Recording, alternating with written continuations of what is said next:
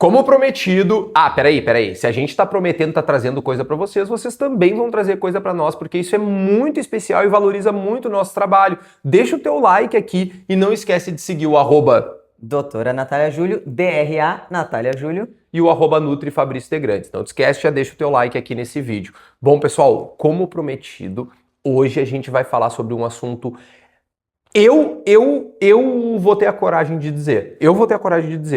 O mais importante, esse é o assunto mais importante que envolve o tratamento do sobrepeso. Eu vou arriscar e vou dizer isso, que é como manter o peso e a importância disso. O mais importante, eu ouso dizer também que talvez o mais difícil.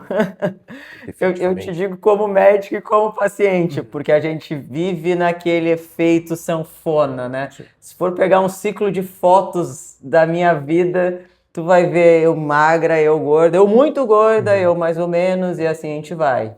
É por isso, Nath, que no último vídeo a gente falou muito dessa ideia de obesidade controlada, obesidade reduzida, que são conceitos que envolvem o peso máximo atingido na vida. Sim. Esse peso máximo atingido na vida, inclusive o teu, já deixa aqui nos comentários pra gente saber o teu peso máximo já atingido na vida e o peso que tu tá hoje. Tá? Eu me comprometo contigo em ir lá comentar embaixo e dizer em qual quadro tu te encontra segundo a nossa Abeso, certo? Se tu tá num quadro de que basicamente é uma obesidade inalterada, uma obesidade reduzida, uma obesidade controlada. Isso tão importante é que a própria Abeso criou formas de trazer classificações conforme o peso que o sujeito perde, o peso máximo atingido na vida, o quanto tempo ele consegue manter aquele peso perdido. Tu consegue fazer isso comigo então, me usar como exemplo? Dá. Se eu te disser o meu máximo, meu mínimo, então, o meu atual, vamos me usar então? Vamos ver então, bora. Peso máximo, 90 quilos. Peso mínimo que eu já tive na vida, 58. Peso atual, 66. A gente se encontra num quadro de obesidade controlada, sim, né? Tu já perdeu mais do que 15% desse peso máximo atingido. Indo um pouco no escopo mais geral, inclusive, Nath, quando a gente tem, no geral, saindo um pouco até da ideia da Abeso, né, que te classifica como uma obesidade controlada, digamos assim, a gente tem aquilo que eu trouxe no último vídeo também, perder no mínimo 10% do peso corporal total. Mas aí eu trouxe o seguinte, se perde no mínimo 10% do peso corporal total, tu tá num quadro de emagrecimento de sucesso? Não ainda, sabe por quê? Porque ele só será considerado bem-sucedido quando tu perdeu esse mínimo e manteve, isso no geral, né? População em geral. Sustentado, né? Por no mínimo um ano. Infelizmente, por isso que a gente fala que esse talvez seja o tópico mais importante do emagrecimento, por isso que a gente vê que 9 a cada 10 não consegue fazer isso. Sim. Isso significa que aquela tua amiga que tu viu no Instagram que perdeu 30 quilos em um mês, se ela não reganhar aquilo em um ano, ela tá num quadro de sucesso no emagrecimento. Agora, se a pessoa perdeu 30 quilos em um mês, o que, honestamente, eu nem vejo como sendo um grande problema. Para mim, a depende do peso inicial dela também. Para mim não é, a discussão não é o quanto ela perdeu, mas é como ela perdeu. Como, e principalmente esse como, ele nos mostra que tem ali uma pessoa que vai conseguir manter aquilo. Então, a Nath, tô inventando, tá? A Nath, 6 da manhã, tá morrendo de fome. Será que, sabendo hoje que modelo dietético, eles se assemelham muito quando envolve o período mais extenso, né? Ou seja, todos costumam chegar ao mesmo resultado? Será que faz sentido eu dizer pra Nath, não quero saber, Nath, tu vai fazer um jejum? Não, peraí. Eu tô tirando ela do quadro ideal para ela, né? E muito provavelmente eu tô me arriscando, né? Na bariátrica, Nath, se discute muito sobre isso, né? Inclusive, eu vou te fazer uma pergunta que é quase que retórica, digamos assim, né? Mas eu quero que tu esclareça para as pessoas que ainda acham que isso é uma coisa muito fora do padrão. Dá para reganhar peso com a bariátrica? Com certeza. Com certeza. Talvez não o peso inicial, o peso que a pessoa tinha, mas dá para reganhar. Nenhum método é infalível. O que a gente consegue é, claro, a gente restringe o tamanho do estômago, muda o metabolismo, então isso faz ter uma perda de peso de 35%, 40% do peso total, mas com o passar do tempo, É aquela coisa de ingesta de calorias, tu vai conseguir voltar aos teus hábitos tradicionais. É claro que naquele primeiro mês tem uma perda de peso gigantesca, porque vai estar numa dieta líquida, que tu mesmo como nutricionista vai me dizer, não tem como ter um aporte decente de vitaminas, Vai proteínas. Tu vai perder um peso, vai ter uma perda muscular também ali, né? Mas o peso que tu pode reganhar, inclusive, isso não pode ser um tabu. É esperado que esse paciente tenha um reganho de peso. Fala importante. Vai, não vou me meter. É vai. esperado que ele tenha um reganho de peso aí de pelo menos 10% entre 1 ano, 2 depois da cirurgia. Por isso, às vezes, os pacientes chegam no consultório, não, eu quero fazer a plástica, eu quero tirar a pelanca aqui, não sei o quê, e tá com, sei lá, 9 meses. Não é a hora. Calma. Tu tem que esperar mais ou menos 1 ano, 1 ano e meio depois da cirurgia, que é quando considera o período de platô. Então, que é quando tu vai parar um pouco de perder peso, vai manter e às vezes pode ter um reganhozinho. É aí que tu pode começar a pensar em mexer em outras coisas. Sim. É aquilo, né? A ansiedade humana a gente já conhece, sabe até onde pode levar. A gente tem uma influência externa que causa muito imediatismo nas pessoas e elas conseguem já, antes de saber se foi bem sucedido o tratamento, elas já estão pensando na pele. Não, peraí, vamos lá. O que que eu imagino a Natália como médica falando, né? Ou de uma maneira educada, óbvio. Não, peraí. A gente tá falando que tu vem há 40 anos criando um estilo de vida que te proporcionou chegar até aqui. Exato. Eu entendo, eu sempre falo isso para meus pacientes, eu entendo e eu aceito que tu tem essa ansiedade, eu entendo. Sim. Mas a gente vai trabalhar em cima dela também. Porque se a gente deixar esse imediatismo, inclusive já pensando no assunto principal que é a manutenção, se a gente deixar esse imediatismo tomar conta, Sim. as coisas vão correr do pior jeito possível, né? Ou também a teoria do e se? Mas e se eu ganhar? E se não sei o quê? Gente, tem o que fazer. Se tiver um reganho, a gente não opera um paciente pensando que ele vai reganhar o peso, Exato. não inicia um tratamento, nada pensando que vai voltar a tudo que era antes. Mas tudo a gente consegue controlar. Então, inclusive, assim, pacientes que fizeram, a bariátrica existe há muito tempo.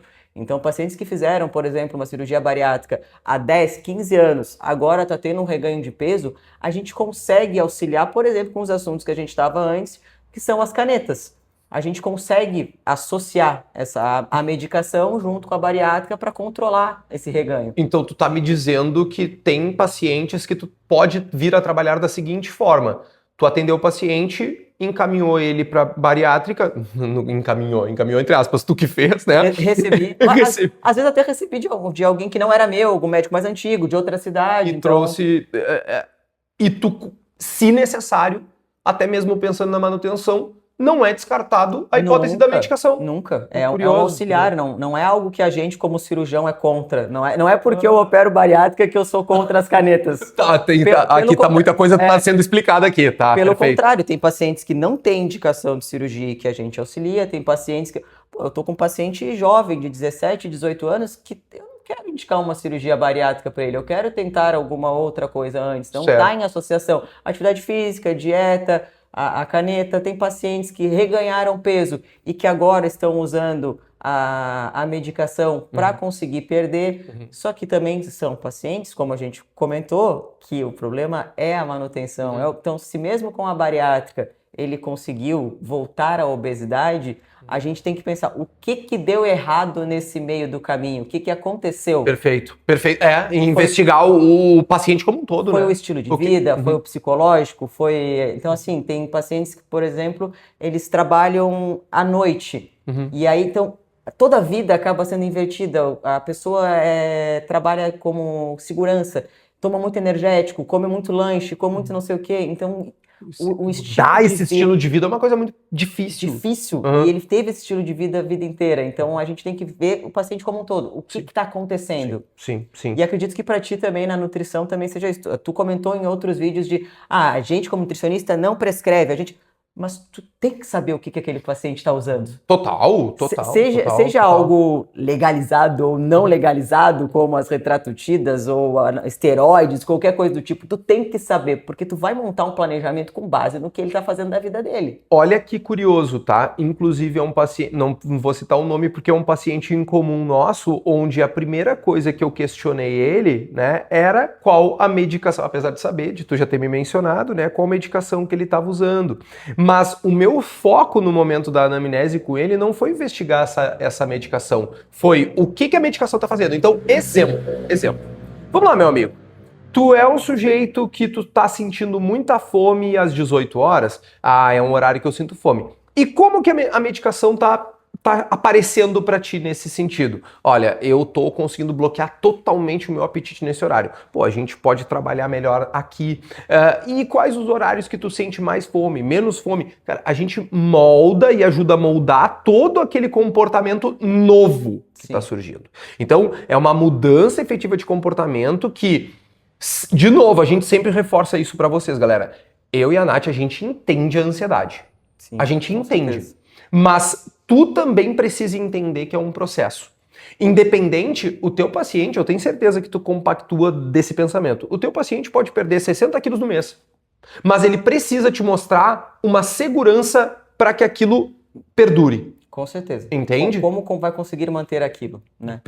Perfeito. E uma coisa importante também, que pelo menos a gente vê bastante, está sendo um grande assunto debatido, é a sarcopenia em relação ao emagrecimento rápido, drástico, seja ele por bariátrica, caneta, jejuns loucos que a gente vê o pessoal fazendo.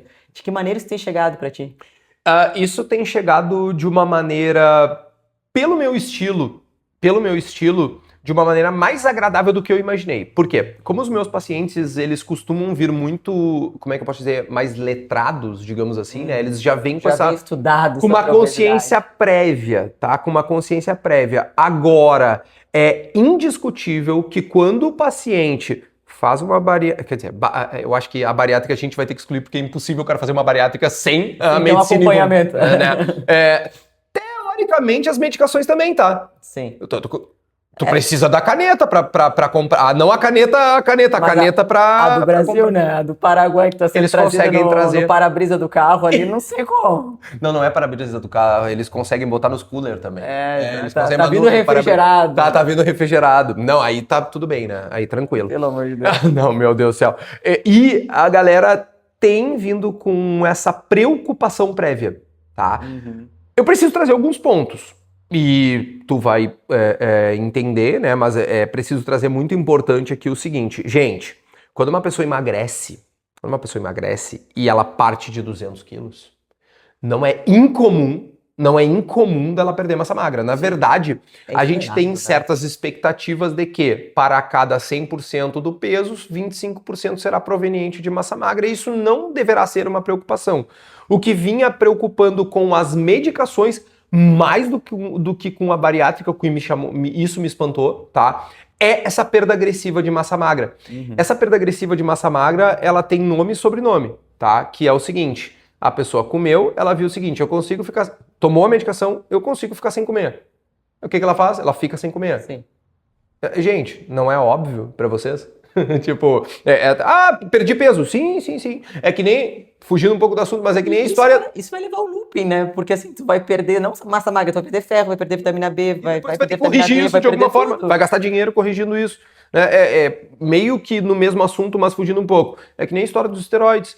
Tem uma paciente que eu tentei... isso agora. Eu tentei convencer ela de todas as formas de que o que ela estava fazendo não estava... Que ela precisava urgentemente falar com o endocrinologista, que aquilo estava perigoso, né?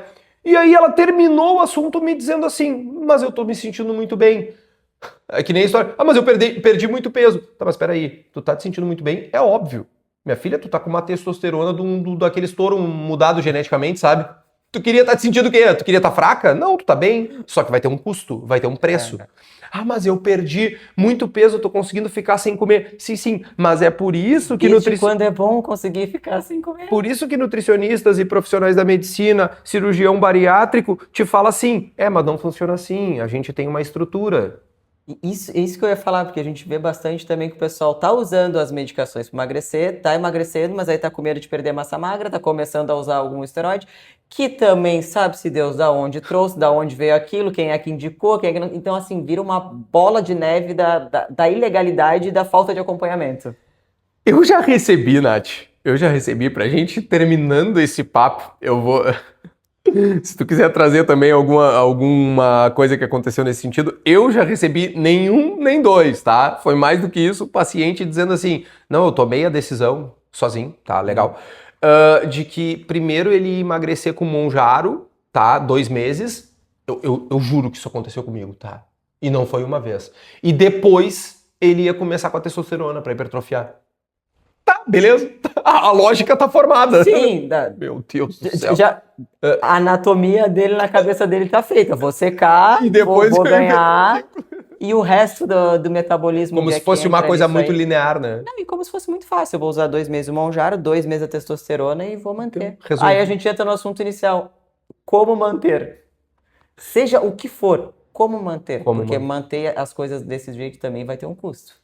Na tua opinião, manutenção de peso, a parte mais difícil. É a parte mais difícil. Porque quem lida com Na minha obesidade... opinião também. Quem Na lida minha com opinião obesidade lida na gangorra, né? Então, isso é o mais difícil. E eu, como recado final pra vocês, galera, de novo eu quero reforçar isso, assim.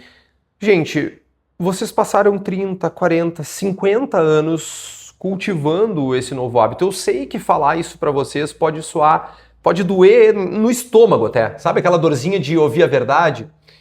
Só que a resolução disso, ela não envolve uma ação específica de que é perda de peso. A resolução não é perda de peso.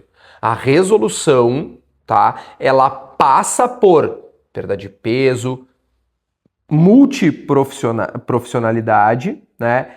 E especialmente o tratamento. Sim. O tratamento é entender que a partir daqui tu estás num tratamento. Quer dizer que eu vou ter que consultar com a Nath toda semana? Não. Quer dizer que eu vou ter que ir no Fabrício todo mês? Não, não é isso que eu tô falando. O que eu tô falando é introjeta que o que tu tá disposto a fazer a partir desse momento é um tratamento. Porque como a gente já disse nos outros vídeos, obesidade é uma doença crônica. Então, se você for hipertenso, você não vai se tratar sozinho. Você vai ter um acompanhamento médico. Se você for diabético, você vai ter um acompanhamento médico. Se você for obeso, você precisa de um acompanhamento médico e também de outras especialidades. Por exemplo, o diabético não adianta só o tratamento médico, ele também vai ter um acompanhamento nutricional. Exato. O hipertenso também. Então, por que o obeso é diferente disso? Exato. Perfeito. Obrigado pela fala. Até a próxima, Até a próxima. galera. Beijão.